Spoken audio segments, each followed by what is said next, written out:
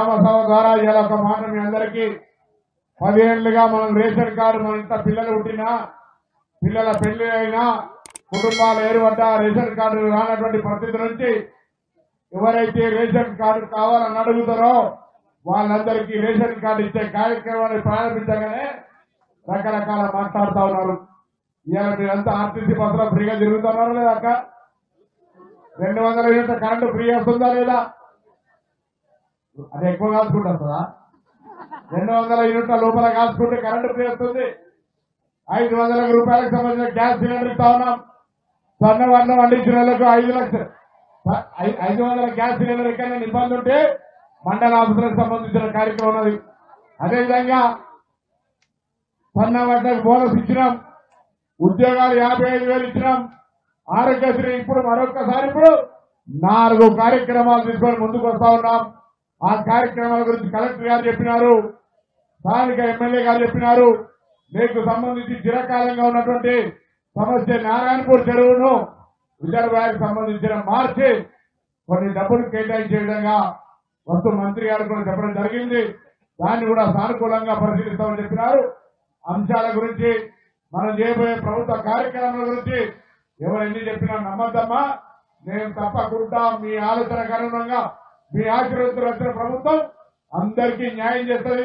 మా పేరుంది లేదని రెచ్చగొట్టే ప్రయత్నం చేసిన అందరికీ బుద్ధి చెప్పే విధంగా మీకు పేరు లేకపోతే అప్లికేషన్ ఇచ్చి మీ యొక్క కార్డును పొందండి మనం మనగేస్తూ గౌరవనీయులైనటువంటి పెద్దల మంత్రి గారిని మాట్లాడుతూ విజ్ఞప్తి చేస్తాం.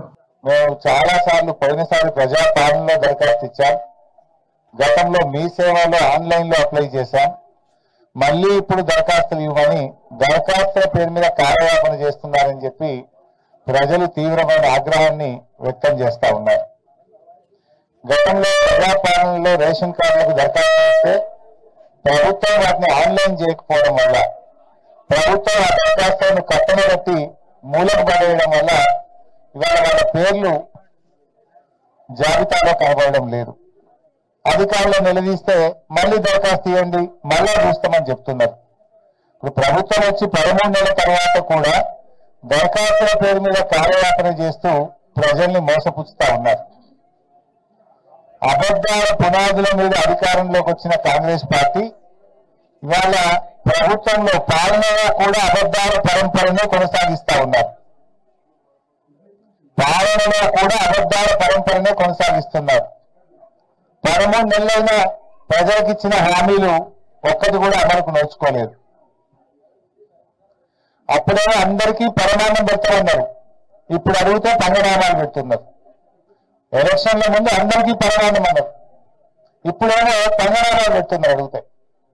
ఇది కాంగ్రెస్ తీరు. ముఖ్యంగా ఇవాళ నేను ఆశ్చర్యానికి లోనైనాను. చిన్న గ్రామం గాడిచెర్లపల్లి, చాలా చిన్న గ్రామము. ఇది మున్సిపల్ భాగంగా ఉంటుంది. ముఖ్యమంత్రి రేవంత్ రెడ్డి ఏమో రుణమాఫీ అయ్యేపోయింది, అడిగేదే లేదు, మొత్తం అయ్యేపోయిందని చేతుల్లో పడుతుంది. కానీ గాడిచెర్లపల్లి గ్రామంలో చూస్తే రుణమాఫీ కాలేదని ఇంతమంది దరఖాస్తు ఇచ్చారు. నాకు ఇన్ని దరఖాస్తు వచ్చినాయి. అందులో 1,00,000 లోపు ఉన్నాయి, 2 లక్షల లోపు ఉన్నాయి, 2 లక్షల మీద ఉన్నాయి. రేవంత్ రెడ్డి ఏమో రుణమాఫీ అయిపోయింది అని హైదరాబాద్ లో కూర్చొని మాట్లాడుతున్నాడు. నేను డిమాండ్ చేస్తున్నా రేవంత్ రెడ్డిని, రుణమాఫీ అయిపోయిందని నువ్వు హైదరాబాద్ లో కూర్చొని మాట్లాడు కాదు, దమ్ముంటే రా నా సిద్దిపేటకు రా, ఈ గాడిచెర్లపల్లి గ్రామానికి రా, ఎంతమందికి రుణమాఫీ కాలేదో నేను చూపిస్తా. లేదు నీ సొంత ఊరు కొండారెడ్డిపల్లికి పోదామంటే కూడా పోదాం, అక్కడ కూడా కచీరికాడ కూర్చొని మాట్లాడదాం. నీ సొంత ఊరికి పోదామా, మా గాడిచెర్లపల్లికి వస్తావా చెప్పు. ఇవాళ ఇక్కడ రైతులు చూస్తే ఉదాహరణకు కాసుల రాజు 1,34,000 రూపాయలు అప్పు తీసుకున్నా నాకు ఇంతవరకు రుణమాఫీ కాలేదని ప్రజాపాలనలో దరఖాస్తు ఇచ్చాడు. అదేవిధంగా కుసుంబ నగేష్ నేను 1,00,000 రూపాయలు అప్పు తీసుకున్నా నాకు కాలేదంటున్నాడు. కుసుంబ రాజు 1,00,000 రూపాయలు, బాదన్న గారి పూజ 1,00,000 రూపాయలు, నరసింగరావు 47,000 రూపాయలు.